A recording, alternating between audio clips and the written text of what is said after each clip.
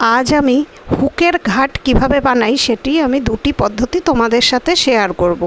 প্রথমে দেখো, একটি 4 নালের সুতো নিয়ে সূচের মধ্যে পরিয়ে আমি গিট দিয়ে নিলাম।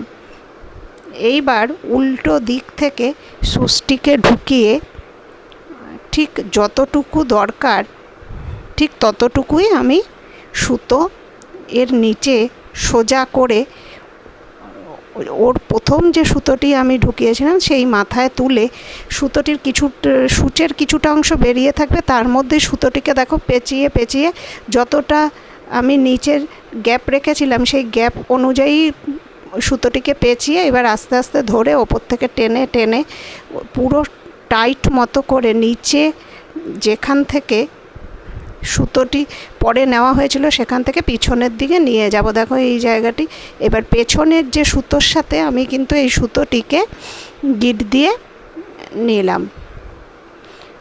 এইভাবে কিন্তু আমি প্রথমে ঘাট তৈরির একটি পদ্ধতি তোমাদের সাথে শেয়ার করলাম। এবার অপর একটি পদ্ধতি আমি কিভাবে বানাই সেটিও তোমাদের সাথে শেয়ার করছি। এবার ঠিক পেছন থেকে সুতোটি প্রথমে ঢুকিয়ে নেব।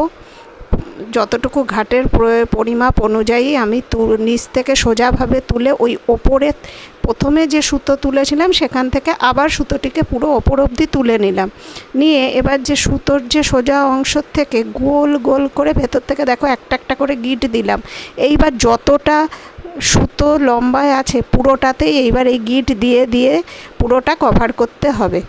এই কভার করে করে যখন পুরো নিচ পর্যন্ত চলে আসবে তখন নিচে যে আমি সুতোর যেখান থেকে নিয়েছিলাম সেখান থেকেই আমি সুতোটিকে পেছন দিকে ঢুকিয়ে দেব।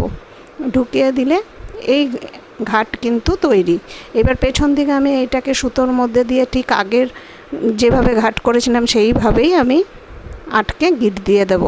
তা আমি আজকে তোমাদের কাছে কিন্তু দুটো পদ্ধতিতে ঘাট কিভাবে বানাই সেটা শেয়ার করলাম। তো তোমাদের কাছে এই দুটো পদ্ধতির মধ্যে কোন পদ্ধতিটি সহজ মনে হলো সেটি কিন্তু একটু কমেন্ট করে জানিও।